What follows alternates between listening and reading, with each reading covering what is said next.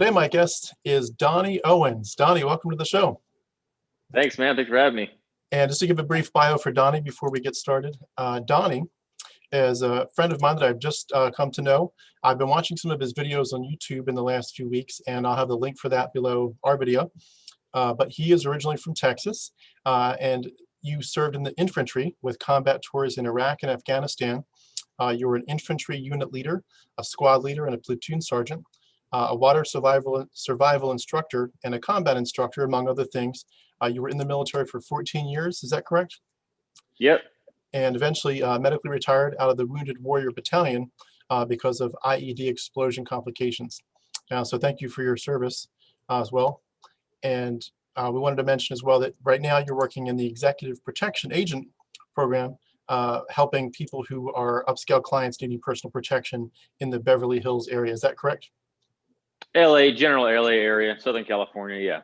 Gotcha. Well, I was going to ask just if you could fill in a little bit of details, and I'd love to hear a little bit more about that, your current job, because that sounds really fascinating. But feel free to tell us a little bit more about yourself. Yeah. So about the job thing, pretty much executive protection is just like the term they use now instead of bodyguard. So all kinds of different needs now with all the threats you have right now going on in the world. So people want plainclothes guys, former military, former cops, usually as personal protection. So it could be any number of things. It could be celebrities, it could be business CEOs.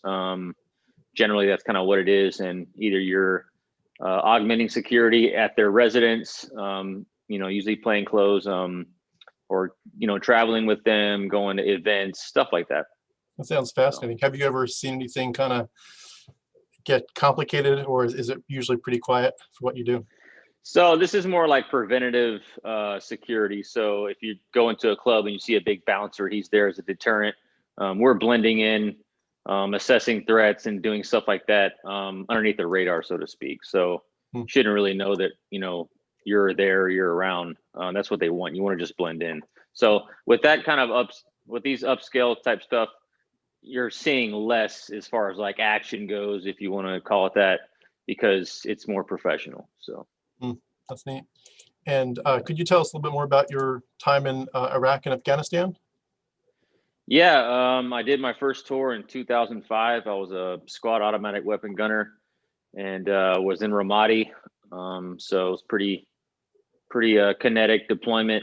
Got back from that, did some different things in the Marine Corps. I was a combat instructor, water survival instructor, just did some different billets, and then deployed as a platoon sergeant to Afghanistan in 2012 over in the Helmand province area. So both tours were about 6 months. And my other tours, I went to Okinawa, went to Australia, Philippines, kind of went around the West China Sea area. And just, traveled a lot. In 14 years, you make the rounds. That's awesome. That's awesome. Sounds like you've seen a lot of interesting places. So what I wanted to ask you, just to get into your story about, for the purposes of our video, is just if you could tell us a little bit more about your background, your family, and a little bit more maybe about what kind of religious background you had as you were growing up. Yeah, so I'm from Texas originally, and it's kind of like, the Bible Belt area. My mom she went to Methodist church primarily when I was growing up. So as far as my religious background, every Sunday, we went, but it's not like a evangelical type atmosphere. It's totally different, like structured and not a lot of emotion going on. So I hated church growing up. I mean, if I could skip church, I skipped it. I was considered like the rebellious kid and got into stuff at school, whatever. My parents were split up, divorced when I was a baby. So grew up with a single mom. My dad lived a few towns away. My mom was accepted to medical school when I was about 9 years old. So we moved to San Antonio. So I was really kind of on my own, doing my own thing a lot. Lived in an apartment complex. And she got so busy during school that my grandfather had to move down and kind of help out a little bit during a certain period. I don't know if he was going through residency or what she was doing, but she just basically wasn't around a lot. But I always, got to church when she could. So when I got through high school, I had some kind of trouble. Went to probably 4 to 5 different high schools. went to a Lutheran middle school and high school, but eventually got expelled. I think my beginning of my junior year, and I went to 3 or 4 different schools after that. So, it's just rebellious teenager, if you will. So around 18, I started to get this feeling like, because all this stuff's pumped into you, even though like I wasn't feeling it and I wasn't into it, I knew about heaven and hell and all these things. I just got this feeling like, well, what if I die? Where am I going? And all this type of stuff, because I think my subconscious was just, bring the stuff to the surface. And I had a couple of car accidents. I totaled 2 cars in a weekend.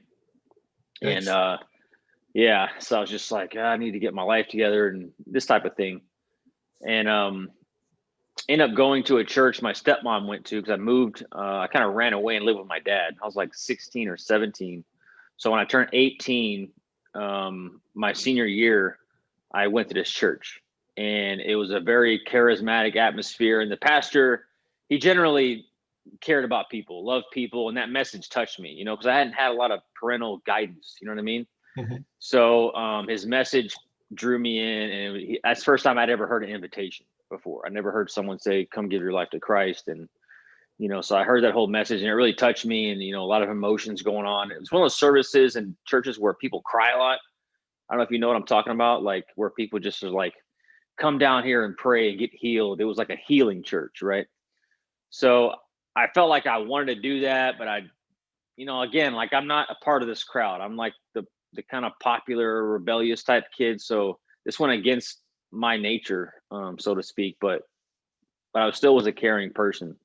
Anyway, so I ended up going, accepting the invitation one Sunday, and then I got saved. I was like the Saul to Paul type of deal, where I just like really turned my back on a lot of friends from high school, and like stopped sitting at the cool table at lunch, and I was sitting with the rejects or whatever, if you want to call it, and just was like reading like a Bible nerd, like just really into it.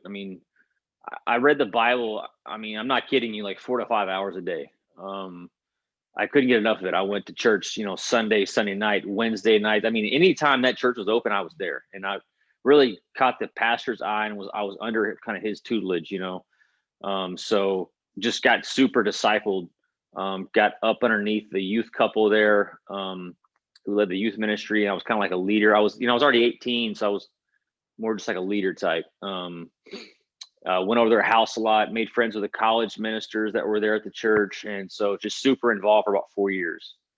Then kind of went through a little backsliding, started dating a little bit, and ended up joining the Marines around 22 years old. So from 18 to 22, I abstained from sex. I didn't do anything like I used to do in high school anymore. I was really, really living it and enjoying it at that time. So yeah, joined the Marine Corps, and then, kind of had ebbs and flows in my Christianity, but was always trying to chase that first 4 years, that high you get, off when you first get saved. Did you, in those 4 years, did you have any sense of a desire to go into ministry full time, or did they talk about that at all with you? Okay. I felt like I was going to have some kind of calling. I felt like I was some kind of evangelistic type deal. Cause I used to, right. I brought some people to Christ, like friends of mine, acquaintances. I used to write my testimony and on like handwritten and like put it in mailboxes. Like I would give testimonies at church. I was super, on fire, so to speak. So yeah, I thought that something like that may be in store for me down the road. Yeah. And when you went to the military, did you expect to have that challenge? Like, did anyone say, hey, this is going to be really tough? You're going to see some people that are not really into that. Or did you kind of feel like you were prepared for whatever came from? I've always been like a maverick type personality, where I go off and do my thing. Come hell or high water, I'm going to do what I want to do. And I got a lot of like advice on not to go, like my mom didn't want me to go to the Marines. I called her on the phone and said, I'm joining the Marines. She like shrieked on the phone. So when I went, it had nothing to do with Christianity. It was like, I wanted to be a man. I wanted to prove myself. And I think I realized like, hey, at 30 years old, where am I going to be at? Am I going to be stuck in this town still? Where am I going in life? That kind of thing. So I wanted direction and guidance, and it was kind of everything coupled in one, when I joined the Marines. So Hmm. I think when I joined, I was kind of like, I didn't want to talk about God or about my faith because I don't want to be a hypocrite, Right. because I'm like, at that time in my life, like I couldn't live it. It was all there in me. I didn't want to lead someone to hell. I didn't want to come on and say, hey, I'm a Christian, because I don't want to bring them down. You know what I mean? Yeah. You get those times in your life where you're just like, I'm not a good witness, and that type of thing. I often think that about people that have that sticker on the back of their bumper that has like the Christian fish or something that indicates they're a follower of Jesus, and they're just an absolute jerk on the road or something. Yeah, when they cut Like, you off. yeah, like you probably shouldn't put that bumper sticker up. It's not a great example. But anyway, Yeah, so same type of deal. what happened next? So got back from my first deployment from Iraq, and it's just kind of like a mess. I couldn't really turn the adrenaline down, and it's just super aggressive and partying, and I think you're just trying to come down with that high. There's nothing like that. Every day when you step outside the wire, it's like you could die or whatever. So you're really amped up, and you got all this testosterone flowing and everything. So when you get home and everyone's just going to Starbucks and talking about whatever's going on, you can't relate. So trying to kind of come down, and I was running through different relationships and end up getting someone pregnant. And when that kind of like hit me, like, whoa, like you've really screwed up here. And it's like, I don't want this kid to be raised without the Lord. And who is this girl? So I kind of felt like I need to save her. And so I got back into it, abstained from sex, and I went on a full deployment, just kind of praying about it. Like, what should I do? Should I marry her? She's not saved. This whole dilemma. So I'm like, okay, well, I felt like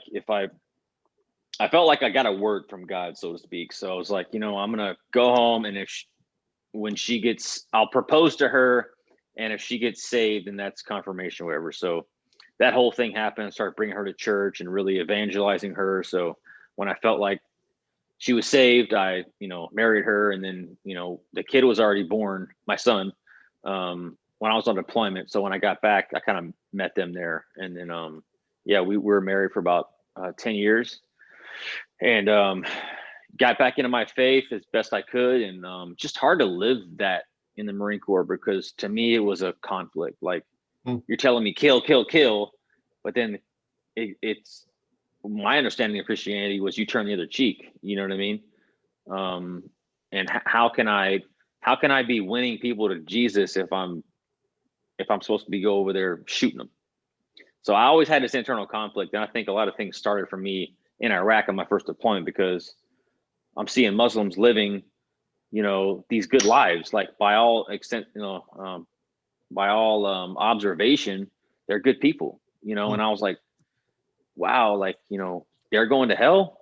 Like, I'm over here sending these people to hell. And it was just it was an internal conflict I was having, and it started there.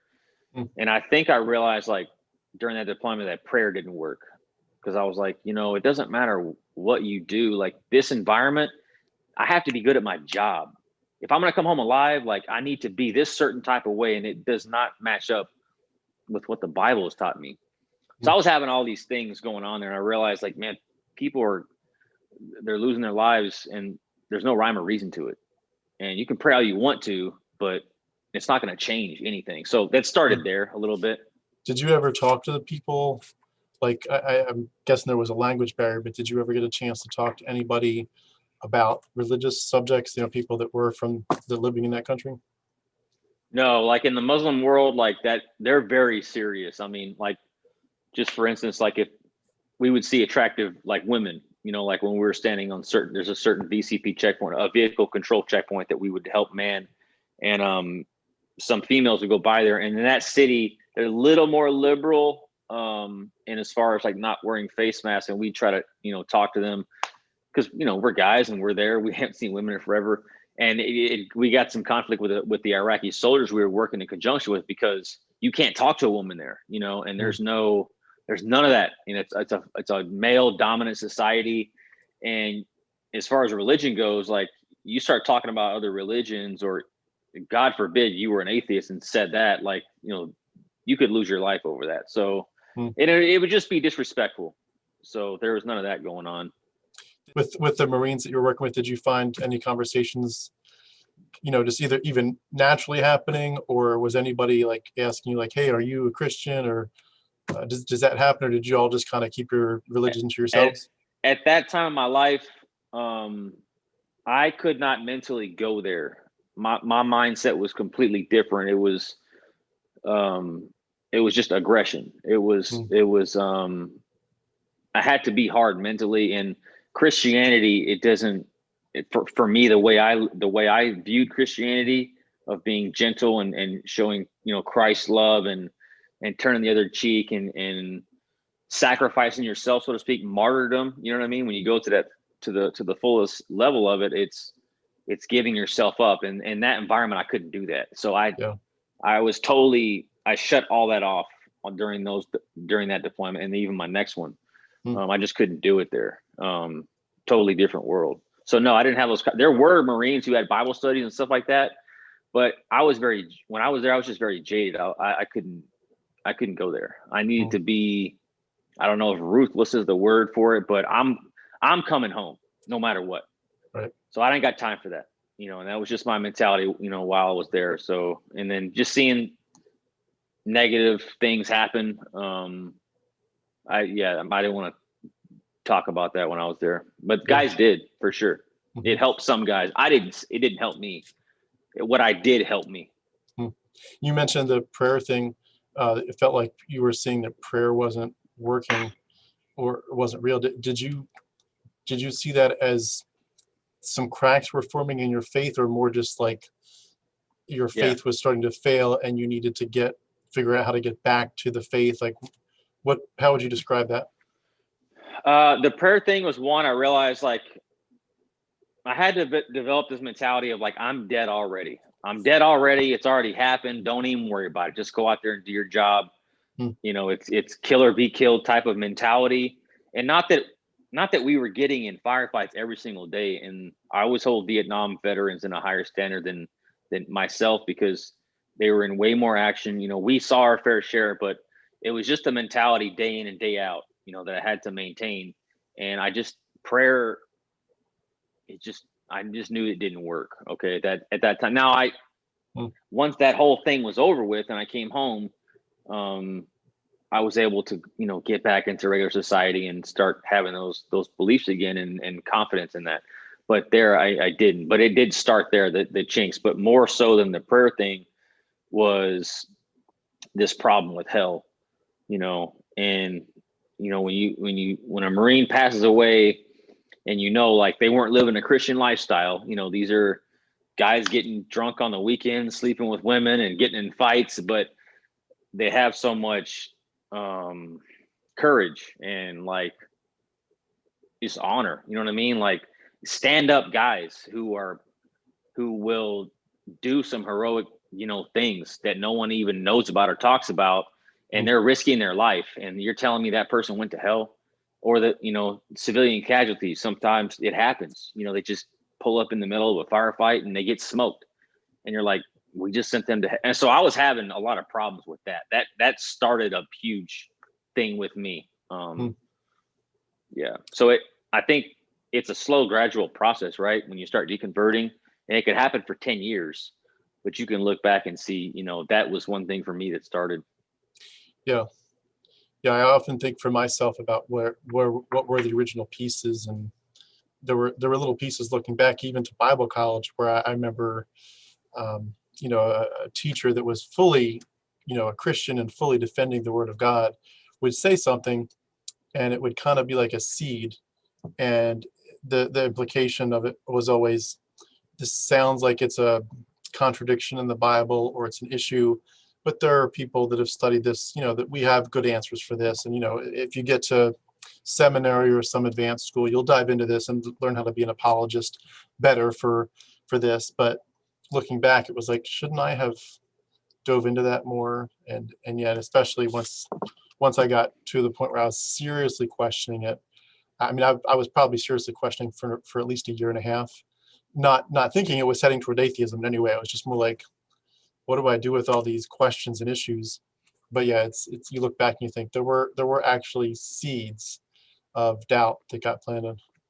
So what happened when you got back? Did you try to get back into the church and into your faith, or?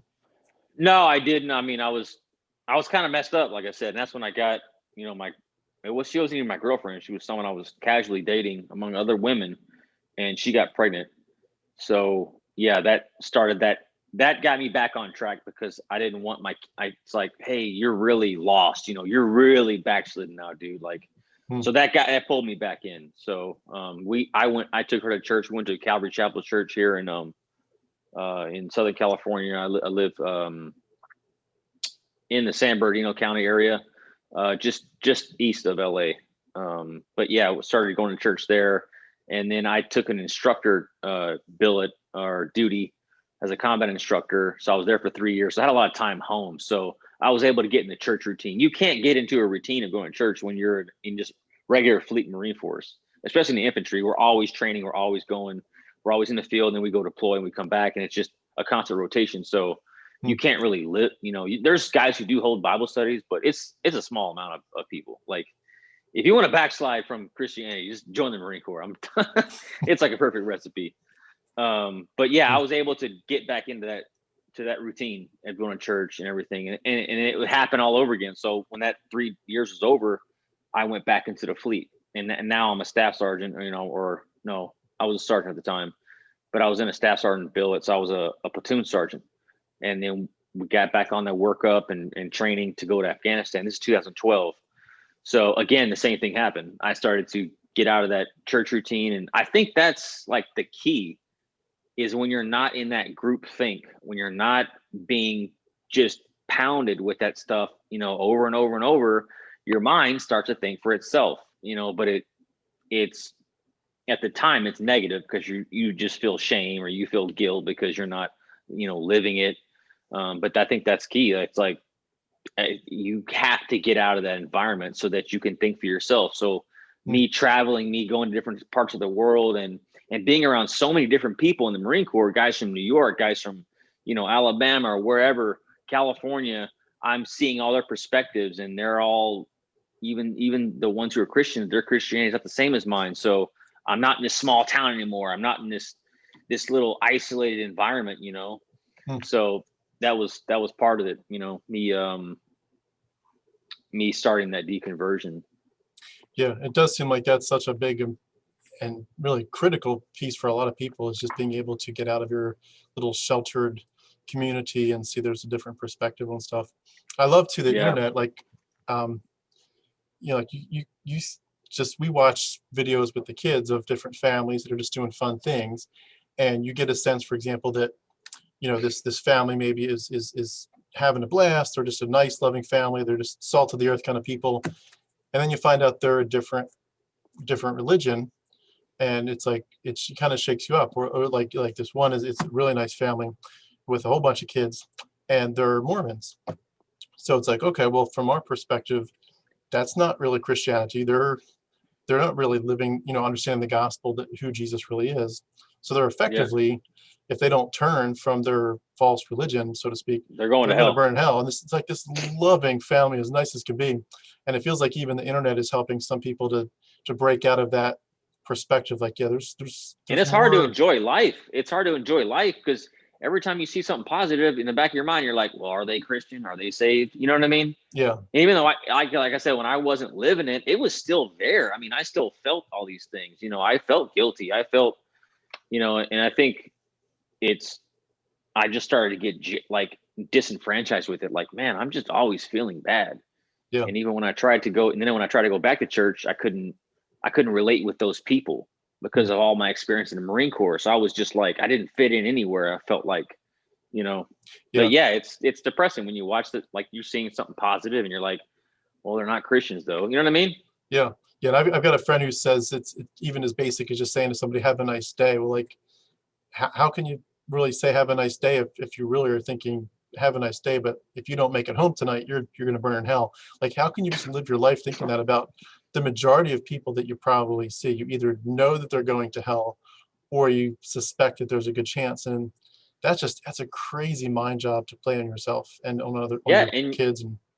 and you should be out there with the sign on the corner saying repent. Like you should be, evangelizing all the time. You should abandon all of your worldly things that you're doing, and you should be going out there and saving people because the Exactly. stakes are so high, right? Yeah. So when you're not doing that, you feel guilty all the time. That's how I felt. Yeah, exactly. So when you were at that point, now you've come back, nothing's really the same as before. How did that end up leading you to atheism? Because for a lot of people, it would just be like they'd stay kind of semi-permanently backslidden, or maybe they would just they would know that God's, they got to get serious with God at some point, but they're just kind of focus on some worldly stuff now. But you took it a different direction. You actually went to deconversion. What led you to think to go from I've got some questions to I don't think this is real? So that's like a big jump, like you just said. And basically what happened is I was having a lot of marital problems. So I was miserable in my marriage. And as far as church goes, there was one thing that was always bothering me about Calvary Chapel. They talked a lot about the rapture and about end times. And that's the one thing when I heard them talk about it, I just thought, this is nutty. Like, this is weird. Like, I'm very schooled on the Bible. I read the Bible all the time, and I mean, I've burned through Bibles, man. Like, read the NIV front to back, who knows how many times, 7, 8 times probably. Went to the NASB, New King James, I mean, just mark them up, give them to somebody. So I'm like, I know the word and I'm not getting the same thing you're getting. Like, I don't know how you're connecting all these dots. So that right there was just weird to me.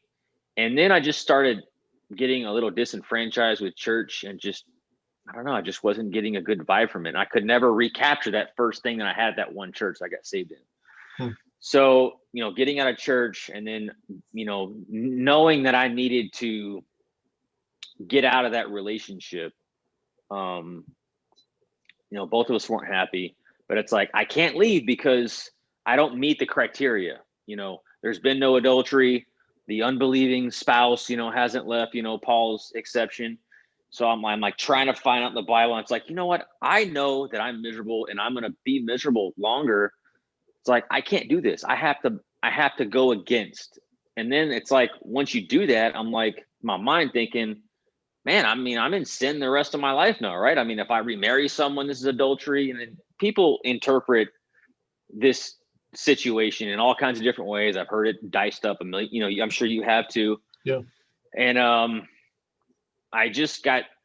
was sitting in my apartment and I'm without my kid. Divorce is it is the worst thing ever, man. It's just as bad as a death. And I'm just shattered. My life is in shambles. I feel like I've got an apartment. There's no furniture in there. And I'm looking in the mirror. I'm just like, I don't even know what's going on. I'm just so lost right now. I was like, you know what, dude? And I'm thinking about all the things the contradictions that you find when you're reading the Bible. If you read the Bible, like, and I know you've done the same thing, you see these contradictions. I mean, you read about, Judas's death, right? Which account was it? What was true? And there's just so many of them. And you read the ending of Mark, right? The last, I don't know, what is it, 18 verses, and it's like, these are not in the earliest manuscript. So that's a nice way of saying this is a Bible forgery and someone just threw this shit in here. Yeah. And I think after a while, they all just start coming to the surface. They just keep rising and rising and rising. And it's weird because Noah's flood was something that was always a problem for me because I believed in Bible inerrancy, right? So I believed in miracles. So virgin birth, Adam and Eve, that's no problem for me. I did not know that there were previous flood myths, right? I didn't know about the Sumerian stuff. I didn't know about these things. So, and I'd heard a little bit about this, I think, but that night I was just like, you know what? I'm going to go and search these contradictions, like, fuck it. How bad can it be? I'm in hell right now, So I think I was just finally vulnerable at that point to actually research. So I made a point in my mind. I want to search out what the critics have to say. I don't want to hear another apologist reason for this stuff. I went to carm.org. I went to all these sites to deal with these contradictions. And after a while, I was just like, man, I'm getting an unsettling feeling. So yeah, the door bust open that night. And I read, about these Sumerian texts with the same kind of flood story that predates Noah's flood by a long shot, right? And when I read that for the first time, I mean, I was so floored. It was like I dropped acid and smoke. I mean, you know what I mean? I was just like mind blown. Yep. And everything, it just like it all crashed down. I was just like, I was wrong. Like this is false. This is fake. I mean, you think about a 36, I think it was 36 at the time, 36, 37-year-old man realizing that these fairy tales aren't true, you know? And then and then that night, I mean, I'm probably, man, I'm not kidding you, for 20 hours straight. Then I went down all of them. You know, I just kept going and going and going. And that turned into months and months and months of it. And what you're probably still doing now, it's like the rabbit hole is so deep. And you just come to find out there's just really nothing here. I mean, there's nothing. Yeah. So that night I didn't become an atheist right away. I think I've just moved into deism. I've talked about this phase before. When you hold these beliefs for so long, a lot of people, you know, atheism was still a stretch for me. I watched a lot of atheist videos debunking Christianity, but they lost me with the atheism part. They lost me with that piece. But everything else I was like, bang, bang, bang. You know, watching Matt Dillahunty take phone calls on the atheist experience. I'm talking about the older videos. Have you seen those? Yeah. Yeah. So I was watching those videos of him just mopping the floor with these Christians and hearing his arguments. I was like, but man, why are they atheists? Can't you just believe in a God, a creating force? But that's that programming by these apologists saying, well, there's no meaning to life without a God. You have to worship something. There has to be a first creator. Well, who created the creator then? That's a never-ending regression right there. But it takes time to unlearn all that. And so I eventually slowly became atheist over the course of a few months. But right away, you know, that was painful right there, because I think dealing with you're mourning the loss of your ego. You're realizing, hey, this is all we got that we know of, and you lose the hope of heaven. You know, you lose a lot. So yeah. So you think you actually gain, but in the beginning, it's super painful. So for me, I did not become atheist right away, but it was a slow process. I didn't know what I was, man, to be honest. Yeah, it is painful. It is very painful, and I know we've chatted offline about this, but yeah, mine was very much all within an hour, literally. I mean, like we said at the beginning, there were seeds planted, but there was no sense of I'm heading towards atheism. It just it didn't really cross my mind at all, which is weird, because you're like, if you're questioning God, you're questioning the Bible's God, you're questioning Yahweh and Jesus, that just the very nature of that questioning is like, well, then you're questioning if there is a God. But it wasn't the way I saw it. I just saw it as I've got these discrepancies and these issues, and I need to understand it. And I'm teaching my kids about genocide and slavery and, you know, misogyny and stoning and genital mutilation and land theft and, you know, kidnapping girls for child brides or something worse. And it's like, what am I teaching them? And it was more just like, I can't put these things together, but because God is God and Jesus is Jesus and the gospel's real, there must be an answer. There must be. And something hit me. And literally, like, I was sitting here at this very computer about 13 months ago, and I was watching some video. I don't think it was one particular video that struck me, but I was listening to a video of, you know, some of the research that I've been doing, and I just muted it and sat there, and I thought, it like someone just opened the floodgates. Yeah. And I was like, this isn't real.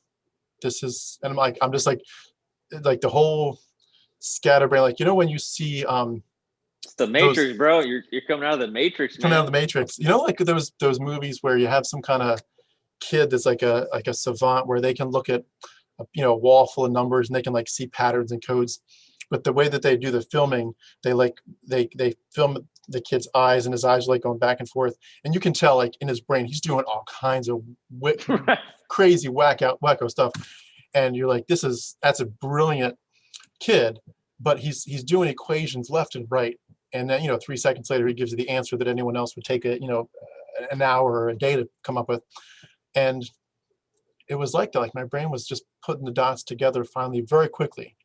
And it was like this, the whole idea of this has always been mythology. This, like my little slogan that I put on the front of my video after I put Harmonic Atheist, I put, hashtag Christianity is mythology. That idea, that concept, that this is just pure myth, that this has never been real.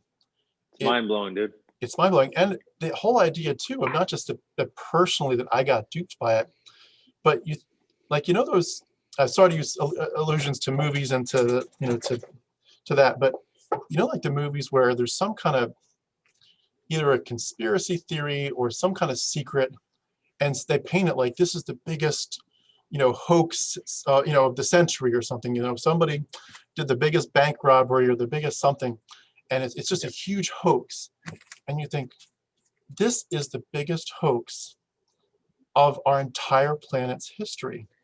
Dude, one of the first things I thought of, and you're talking about that realization, my first thought when I realized it wasn't true, I was outside of my balcony, and the first thing that came to my head was, this is about control. Yeah. And I'm not talking about conspiracy, like there's people, twisting their mustache and like, let's create this to control people, but it becomes that. It's this construct, right? And it is about control. Yeah. I thought, man, just like you're talking about that revelation of how it's this big hoax. It is. I mean, it's the cult. It's not, you know what I mean? Yeah. It's crazy. It is. And when you step back from it too, what's amazing is you don't realize it until you step back of how crazy some of this stuff sounds. Like you mentioned Noah's flood. Well, like would it really make sense for God to say, I'm going to kill everybody, even the good people? Like if I think it was Pinecreek Doug, he had the illustration of, say there's a couple girls that get attacked by a guy, he beats them up, maybe, rapes them, almost kills them, and then he gets caught, and they're in the court, and the judge says, you, sir, are guilty as they come, guilty, guilty, guilty. And then he goes to issue his sentence, and he says, I condemn you to death. And then he looks at the girls and says, you're going to die too. Like, that's what Noah's flood teaches. You're all going to die because of some people being bad. And I mean, that's on top of the fact that it's mythology, but even before you go into the mythology, like this stuff is crazy. And the whole realization of this whole sacrificial stuff, the blood magic, you're like, what you're saying is that your God, your deity, who, arguably now I know is not who we were told he was just a Canaanite deity that some tribes adopted as, said our God is different, even though it was already in existence. But it's like you're saying our God, who's so powerful and so amazing and so wise, that the only way he can forgive is he requires violence and blood, lots and lots of blood. Like, it's true. So now you're teaching your kids that the world, but he loves you. But he loves you. He loves you. And I love the whole idea too of not love, but I'm struck profoundly by the idea of this religion. When you pass it on to your kids, you're teaching them the idea that you are responsible for this. A kid is so sensitive, like, oh, I've got a sensitive heart. When a kid, sees another kid scrape his knee or fall, she hurts herself, falls off the bike, the kid runs and says, hey, let me help you up. Let me kiss your owies. How can I make you feel better? So the kid's got this natural desire to be sensitive to pain. And then you take a kid and say, the worst death imaginable, blood and gore and, endless torture of Jesus, and you're responsible for it. You're the reason he's up there. I'm like, what a mind game. But you never think of it that way when you're a Christian. Right. No, I mean, they package it nice for kids. And I think it's when you get older, you start to realize, like, I mean, you deserve to go to hell for being born. I mean, it boils down to that. I mean, right there. You know what I mean?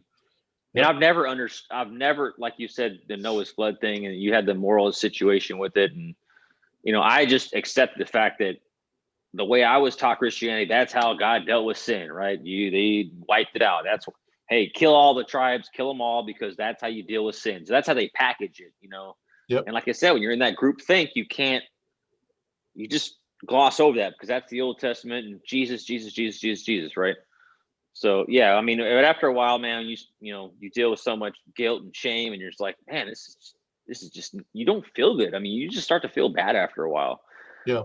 But when things are good and life is up and bills are paid and marriage is great, it's easy to just say, oh yeah, this is great and praise God. But I think it takes some kind of existential crisis. It takes something to happen to get you to shake you, to get you to think a little bit. Yeah. And it doesn't matter how it happened, but when it happens, it's like a window, man, a window of opportunity.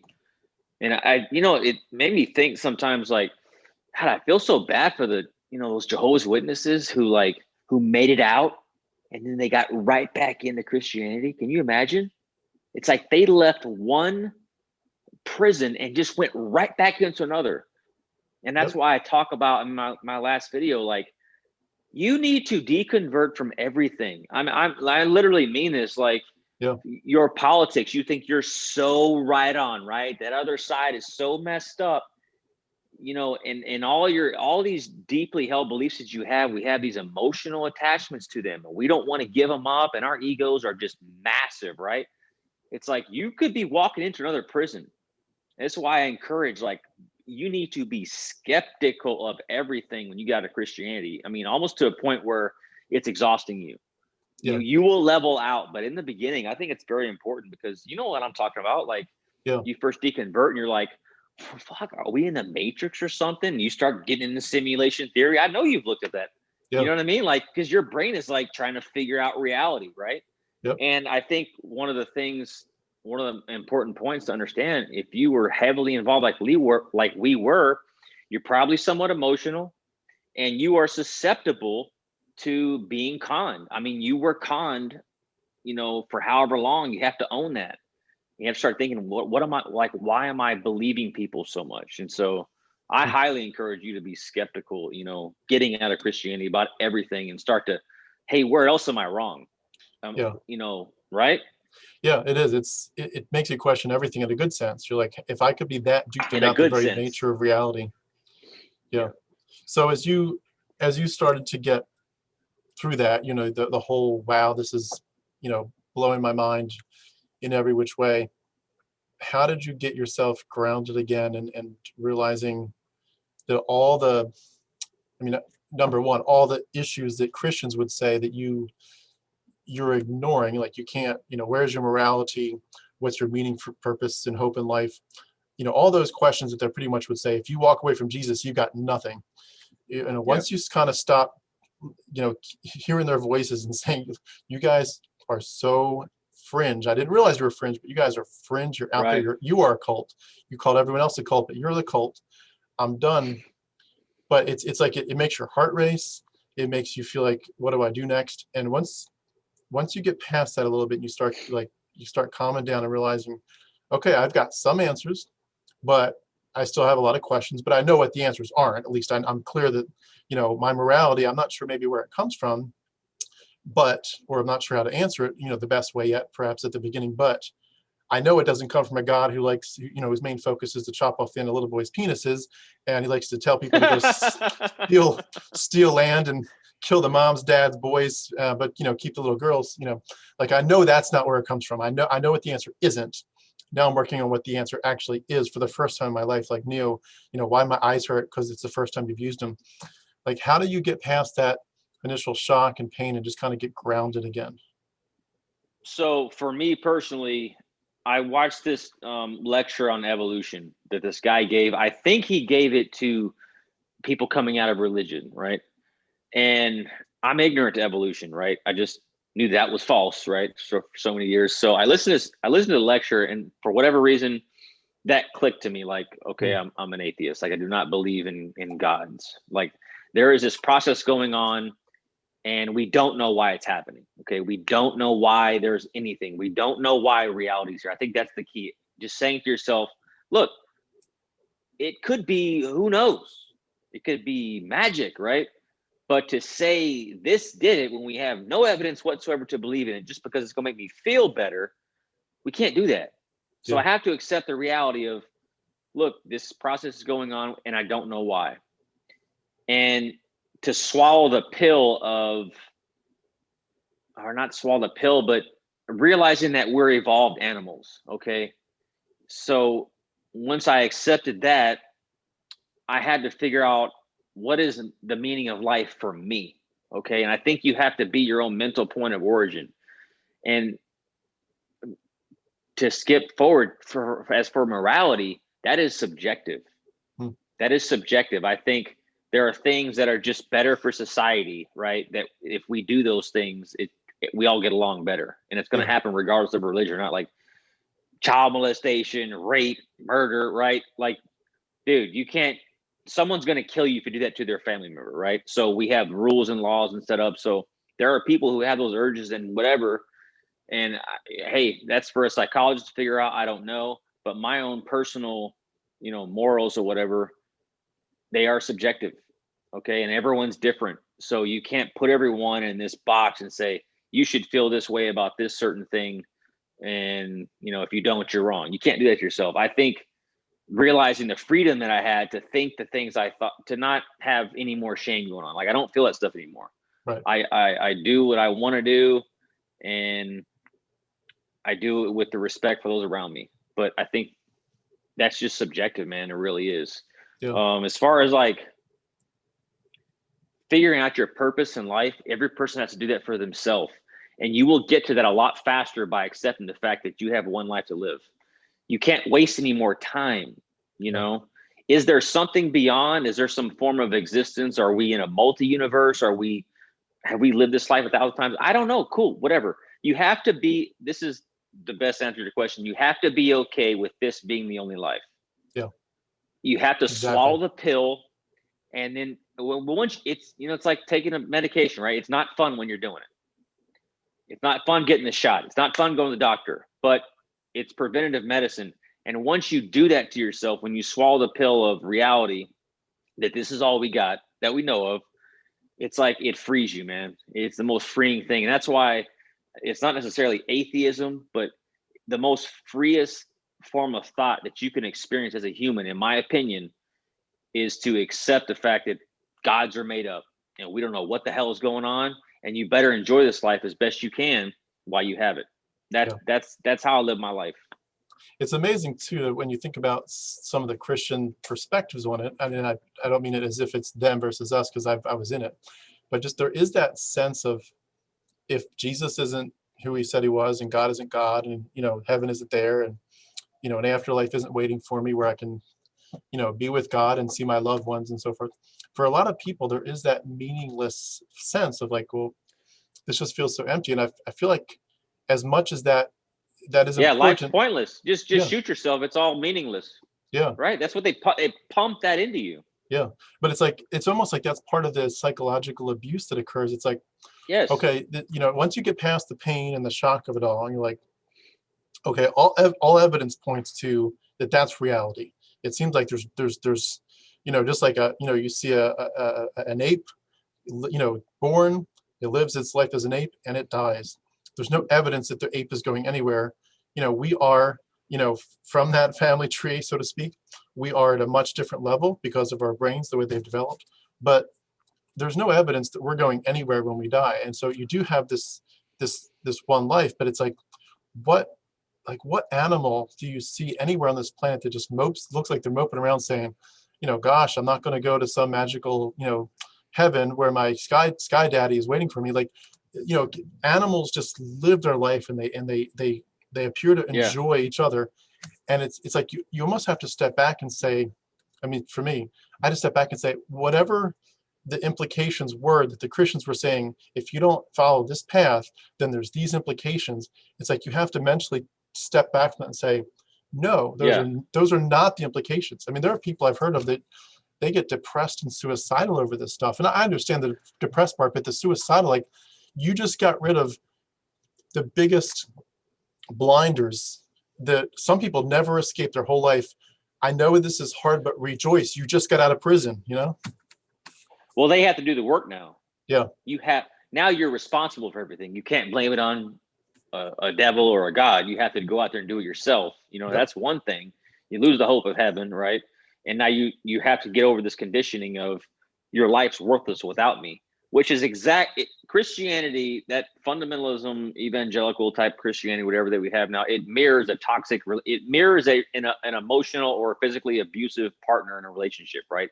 It can happen to men, it can happen to women, where someone makes you believe that without them, there's it doesn't get any better. It's only downhill, right? If you leave me or whatever the case is, it's just going to be all bad for you. So you can never leave because, you can't do that. It's the same thing Christianity does. Without this belief system, it's all worthless. It's all meaningless. So a lot of people struggle getting out with finding, purpose and meaning.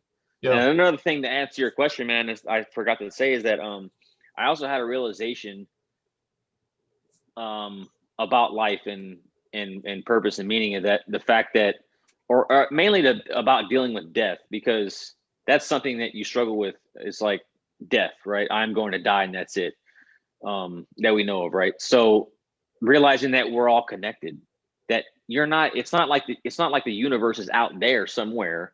No, you are right now. You're in the middle of it right now. Stars, everything, galaxies forming all around you, and we're all connected. I'm not like getting into woo-woo stuff here in crystals, but it's just like we're all connected. We are a part of it. You are it. You don't need to believe in a God. You don't accept the universe, and that it's not something outside of you. You are literally a part of it. It's not that you are a God, so to speak, but you are it. You know what I'm trying to say? It's like, and it gives you power. It's like, man, I'm a miracle right now, for lack of a better word. I'm a part of this whole thing. Yeah. And you figure out what works for you. For me, I'm sure it's different from how you live your life, Tim. It's like, you're doing what you want to do. You're doing these videos. You think it's important to interview people, and you're exploring this, and that's making you happy. And in a few years, it may be something completely different. Yep. So you go with it, right? And you do what makes you happy without trampling over other people, as best you can. You follow your conscience as best you can. And hey, we honestly, the answer and the key to life is to enjoy it. Yeah. I can't tell you how to do that. You have to figure it out. But letting go of all that junk is key.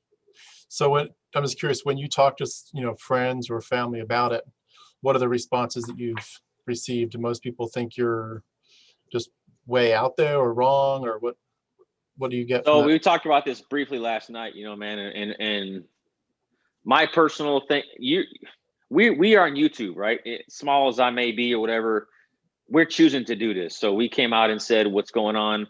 I would recommend for the average person, when you first deconvert, just shut up for a little bit, as best you can. You're going to burn a lot of bridges. You're going to piss a lot of people off. They're not going to get it. Just think how you would take it if someone told you, right? I mean, they're being led astray by the devil. They're going to bring you with them if you're not careful.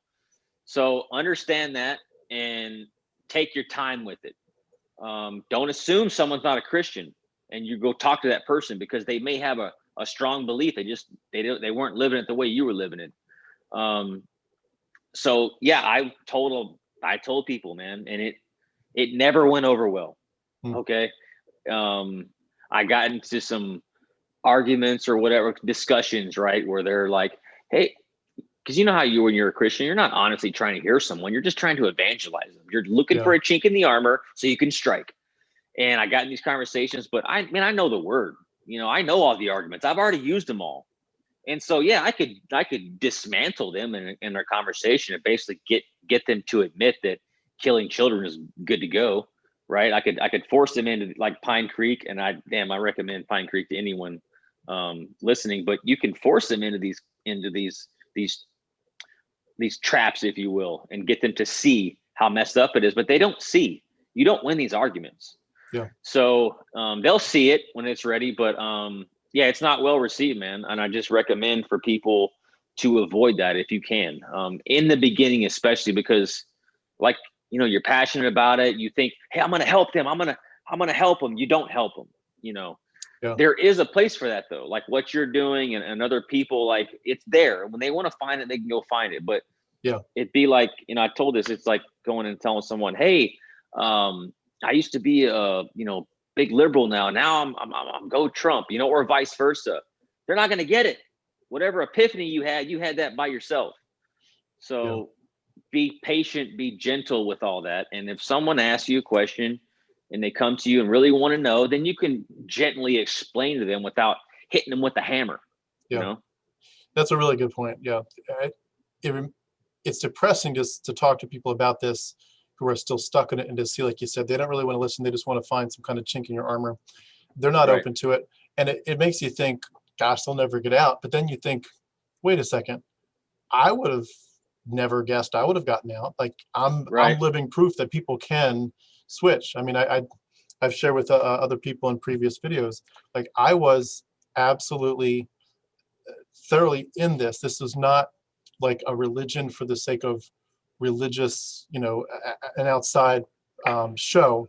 Like this was real. I really believed the gospel. I really believed that I was dead in my sins, that I needed an absolute substitute to take my sin, and that only substitute was Jesus Christ and his precious blood and death and resurrection.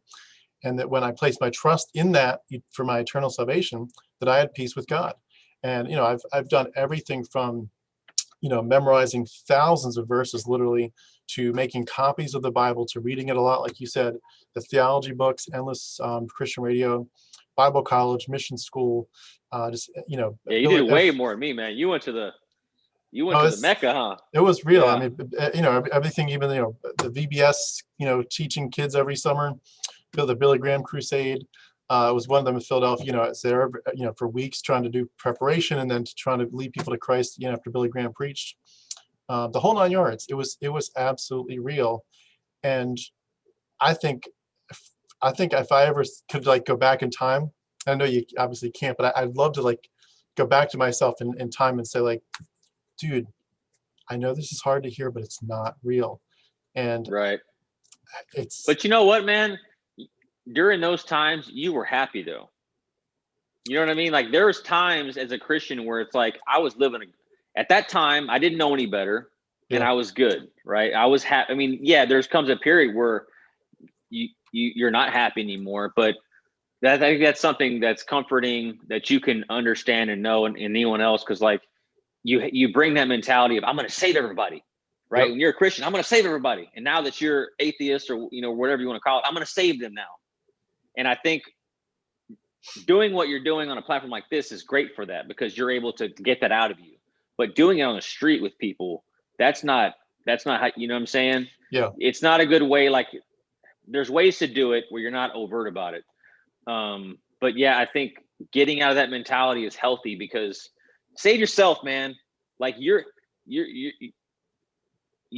just got out of it. Like focus on you. Be the best person you can be. Take care of your body now.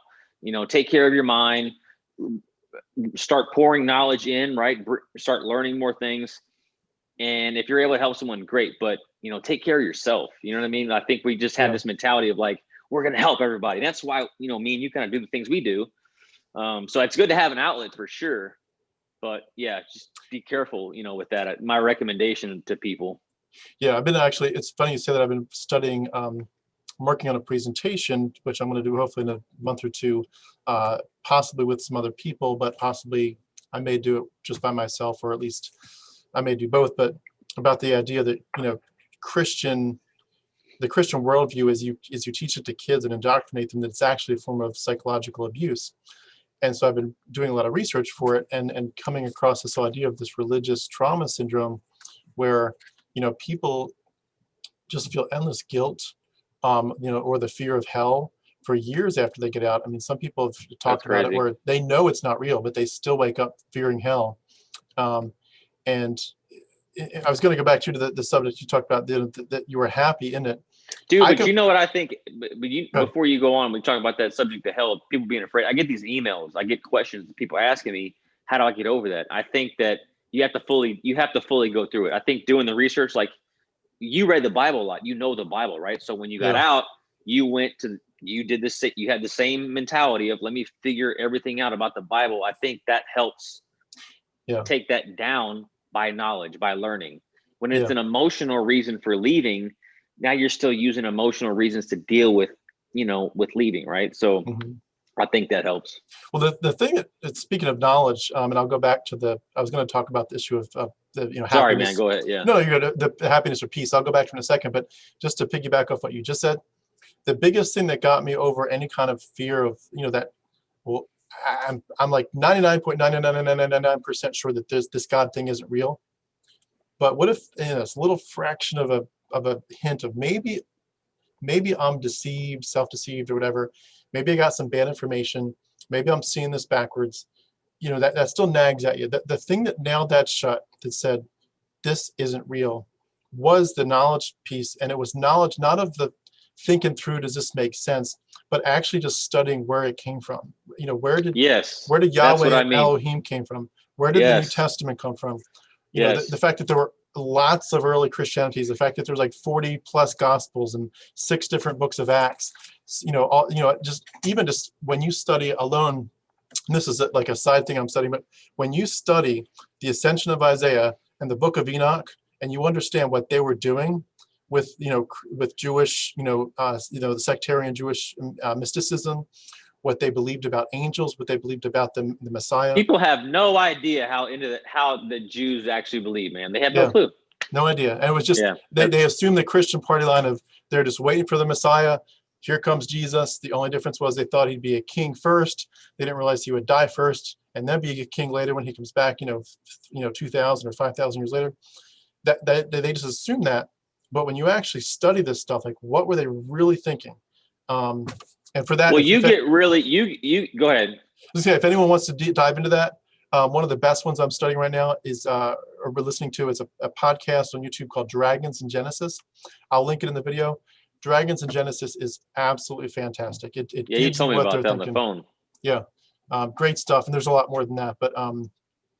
Well, that helped. That's helping you like deconstruct or whatever, like unprogram your mind by learning out the origins of where the religion came from, which is key. And it doesn't even have to be, you don't even have to read books, and you can watch YouTube videos and whatever, but just understanding something small, like the lie that all the gospels are individual eyewitness accounts, a complete lie. I mean, a bold-faced lie, right? No, and when you realize, okay, I can just go to Mark. Okay, there's one story, right? That's what it boils down to. There's one story. And when you start breaking it down like that, you understand, oh, it's just made up. And I've never had that problem as far as thinking if hell is real, whatever.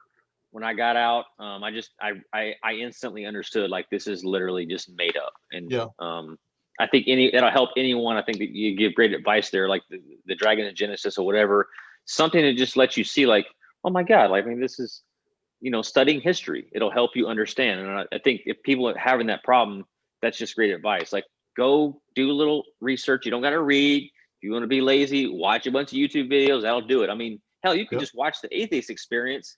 And then it's just, after you watch enough of it, you're like, oh my God, this is just ridiculous. How could I even have believed this stuff?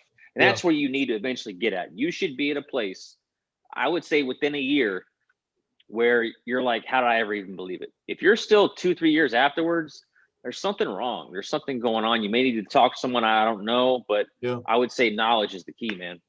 It is. It's amazing when I think about that aspect of that knowledge is the key. The idea and it's fun. It's what? And it's fun. It is. It's fun. It's fun to learn it. It's history. But it's like, it staggers me that when you're in it as a Christian, getting educated, like at Bible college, they don't tell you anything about it. I mean, I'm still staggered. I went through 4 years of Bible college, and to my recollection, they never once said there's 40 plus gospels. They never once said there's 6 books of Acts. They never once mentioned the book of Enoch or the Ascension of Isaiah and what they have to do with early Christianity. Like, tell me, like, you don't have to, try to spin it towards a Christian version or atheist version. Just put the information on the table. I'll look at it for myself. I'll read the brochure and I'll make up my own mind. But it's like, they don't even put the information out there. Like, I think a lot of people truly don't know. That's why I love that I can kind of plug some of these different, YouTube channels in with my videos, is to say, look, there is information that no one's told you that once you get it, you're going to be like, dude, why didn't you guys tell me this? This is literally not fair. Like, you're not being honest with me.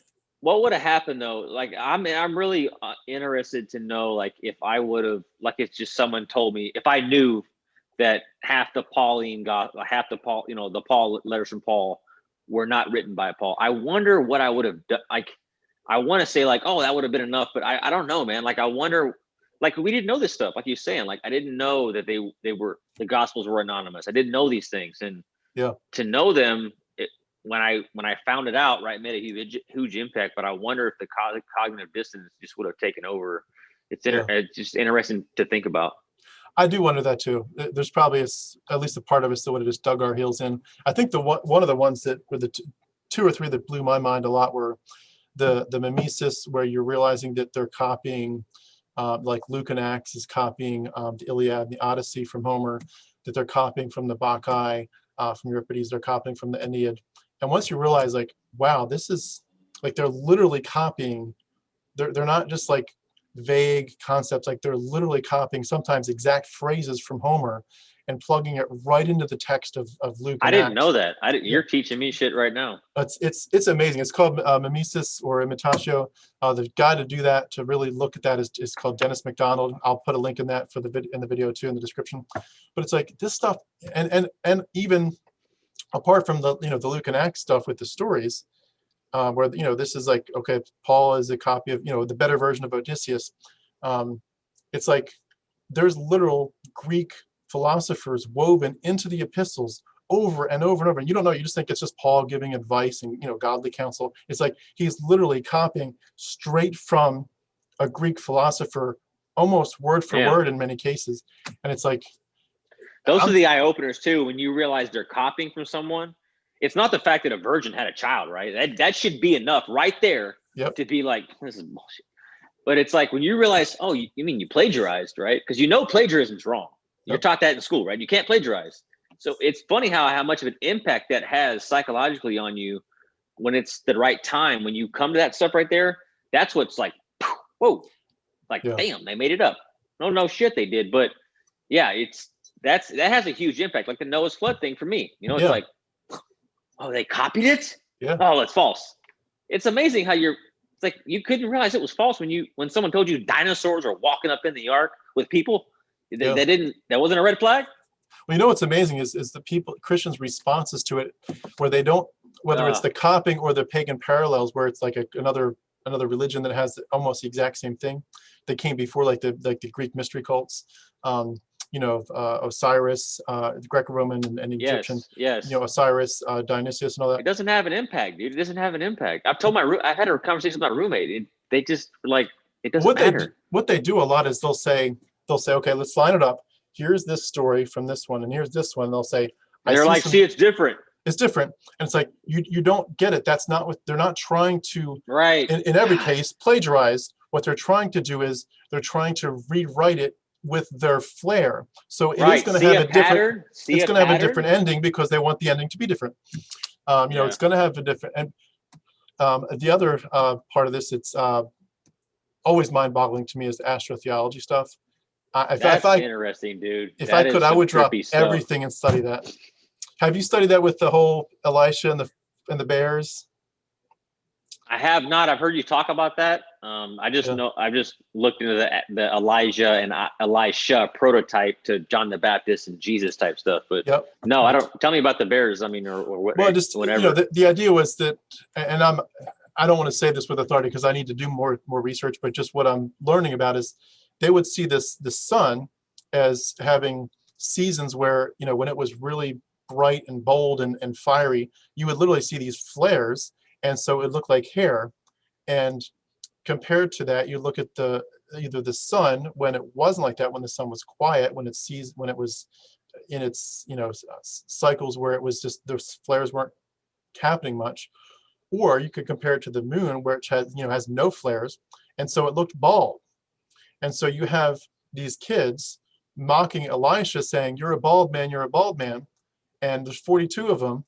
And what does he do? He calls out the two bears to kill them. Yeah. Well, the 42 is a reference to certain constellations of stars, and the bears are Ursa Major and Ursa Minor, two bears.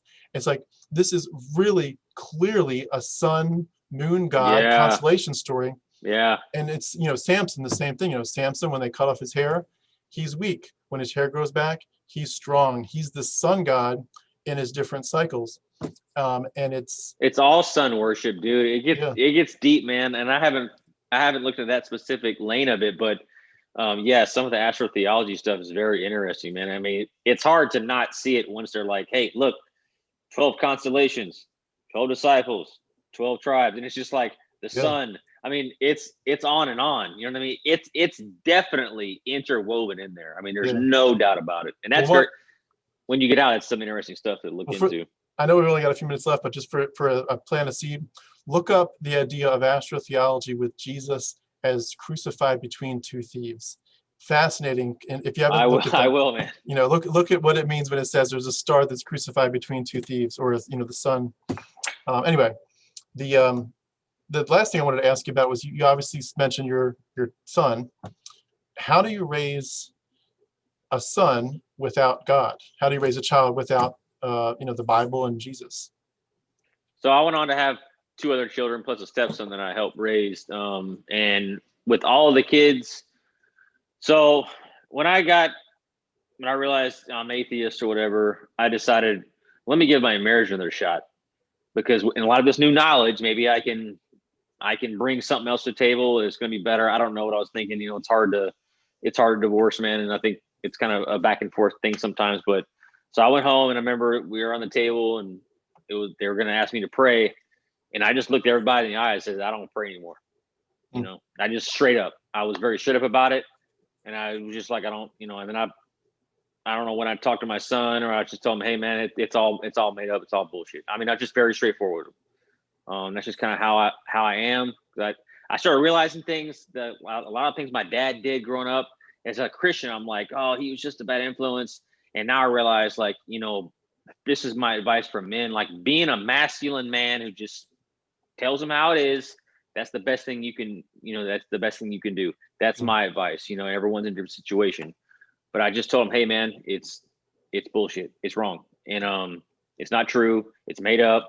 Here's just like, you can make little parallels, like, how Santa, you believe in Santa and he delivers the gifts, and the Grinch, whatever, it's same parallel.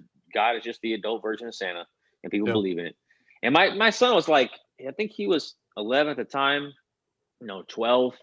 And he was like, yeah, I've always wondered, like, if God created everything, well, who created God? Doesn't make any sense. And I was like, he's already there. You know what I mean? He just needed someone who just to tell him the truth. And my daughter is a little less, I think, girls or women can be a little bit more inclined towards the spiritual, or there's a lot of emotion involved in it.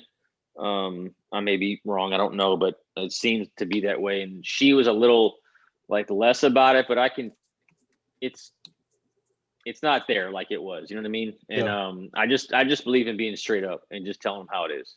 Yeah. There may be some conflict. You have a spouse that still believes, so it's like, how do you navigate that? I don't know, because I'm divorced, so I get my kids on my time.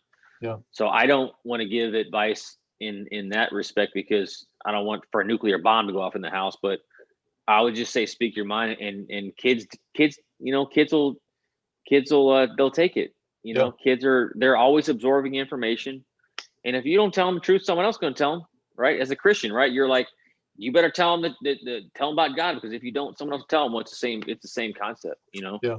And really, man, they don't care. I mean, they're like, oh, okay, whatever. Like, it had little impact, man, to be honest. That's awesome. But I was able to be myself more, where I'm like, I didn't censor myself as much.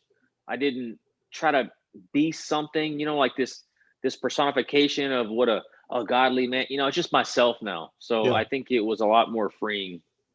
Exactly. Yeah. And freeing, I think, too, to ask hard questions that should be, hard and complicated, like the morality issue. Like, okay, if morality doesn't come from, a genocidal, psychopathic God, that's pretty obvious. But, okay, so where does it come from? Okay, well, now we have to have some hard thinking. And, it's like, okay, that's a good thing. We're teaching our kids to think carefully, because these are hard issues. It's not as simple as, just obey God's word, because, that's not God's word. But now you can actually begin to be a human and embrace your, have the real human experience of saying, these are complicated questions. the answer that I thought was as simple as just do what Jesus says. I thought that was easy. Now I'm realizing it's not that easy. There's more to this. Okay, now I've got some hard mental, emotional work to do. That's a good thing. It's a challenge. But the other thing Yeah. I was going to say was, I think it's great for kids to just understand other religions. When you tell Right. them, like, look, like, let me tell you all about Egypt's all their gods, all the Greek gods, all the Roman gods, all the Sumerian gods. You tell them all this stuff, and you just let it sit there on the table. Don't even interpret it for them. Just say, look at all these gods that people have believed in. And I think, in my opinion, it naturally leads to that thought, like Ricky Gervais and other people say, where they're like, you believe in, 3,999 God, or of the gods, say there's 4,000. You would look at 3,999 gods and say, they're not real. This one's the only one that's real. Okay, well, I just added one more to the list. And it's a a great kid way will to put get it. that. An Yeah, adult Christian won't get that. They won't get it. They'll rationalize it. But yeah, have any number of those conversations with them and just be straight up with them. And you really only have to have it once. And after that, you just live your life. Kids are watching you. You could yeah, say all you want to. They're not listening, man. They're watching you, and yeah, they just watch dad growing up, and they get older or whatever, and they just, they'll, if someone asked them, oh, my dad doesn't believe in God or whatever the case is, it's not a big deal.